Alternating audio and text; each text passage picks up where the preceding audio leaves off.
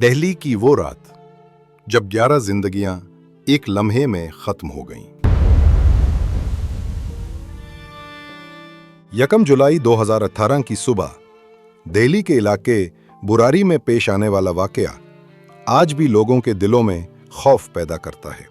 ये कहानी सिर्फ एक खानदान की नहीं, बल्कि एक ऐसे राज की है जिसने पूरे हिंदुस्तान को हिलाकर रख दिया। इस रोज सुबह तकरीबन 5:30 बजे गुरचरण सिंह नामी 49 साला बुजुर्ग मामूल के मुताबिक वॉक के लिए घर से निकले। वो बरसों से अपने पड़ोसी चंडा फैमिली के साथ अच्छे ताल्लुकात रखते थे। आम दिनों में चंडा फैमिली की ग्रोसरी दुकान ठीक सुबह 6 बजे खुल जाती थी, लेकिन उस दिन कुछ मुख्तलिफ था। दुकान बंद थी, जबकि दूध, सब्जी और ब्रेड के पैकेट्स बाहर ही रखे थे। ये गैर मामूली मंजर देखकर गुरचरण सिंह को तशवीश हुई। वो सीधा चंडा फैमिली के घर पहुंचे। दरवाजा नीम खुला हुआ था।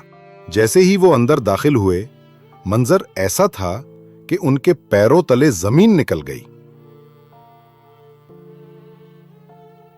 कुछ लम्हों बाद ही मोहल्ले वाले जमा होने लगे और पुलिस भी मौके पर पहुंच गई। घर के अंदर का मंजर नाकाबिले यकीन था। चंडा फैमिली के 11 अफराद की लाशें एक ही कमरे में लटकी हुई थीं। 10 लाशें छत से बंधी थीं। सबके हाथ पांव बंधे, आंखों पर पट्टियां, और 11वीं लाश खानदान की सबसे बड़ी खातून नारायणी देवी 75 साल एक अलग कमरे में फर्श पर पड़ी मिली। इब्तिदाई तौर पर लोग समझ न सके कि ये इज्तिमाई खुदकुशी है या किसी खुफिया साजिश का नतीजा।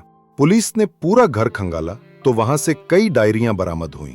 इनमें ऐसे अजीबोगरीब रूहानी अहकामात और रसूमात लिखी हुई थीं जिन पर फैमिली गुज़श्ता 10 साल से अमल कर रही थी।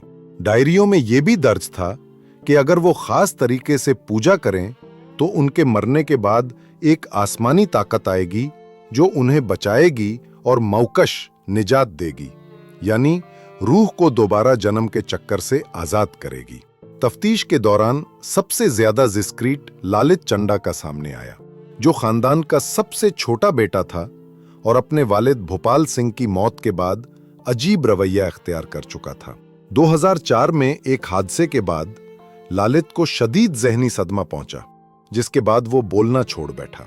2007 में वालिद की मौत के बाद उसने कहना शुरू किया कि उसके वालिद की रूह उससे बात करती है और वो हर रात उसके जरिए खानदान को रहनुमाई देती है। पड़ोसियों के मुताबिक चंडा हाउस में हर रात 9 बजे के बाद एक खास पूजा होती थी।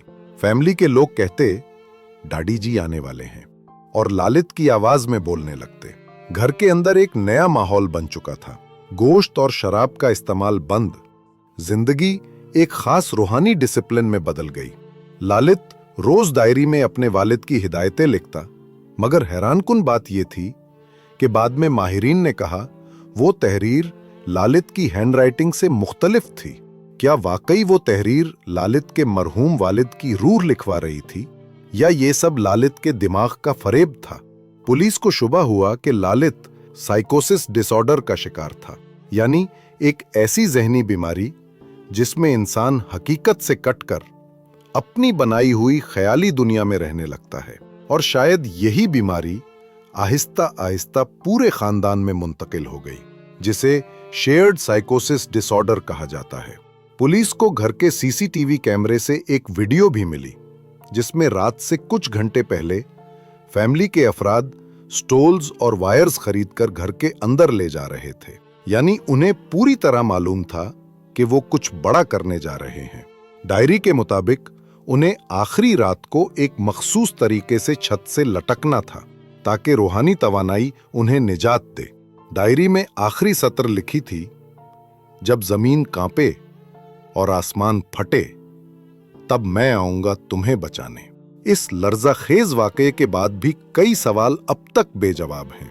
क्या ये वाकई इज्तिमाई खुदकुशी थी? क्या किसी ने उन्हें ज़हनी तौर पर काबू में कर रखा था, या ये एक ऐसा रूहानी फरेब था जिसने पूरे खानदान को अपनी गिरफ्त में ले लिया? बुरारी हाउस आज भी दिल्ली के लोगों के लिए एक खौफनाक अलामत बन चुका है। एक ऐसा घर जहां की खामोश दीवारें आज भी चीखों की गूंज सुनाती हैं। आपके ख्याल में वो रात आखिर किस खौफनाक अंजाम का नतीजा थी? रूहानियत, जहनी बीमारी या किसी पुरस्रार ताकत का साया? अपनी राय कमेंट्स में जरूर शेयर करें।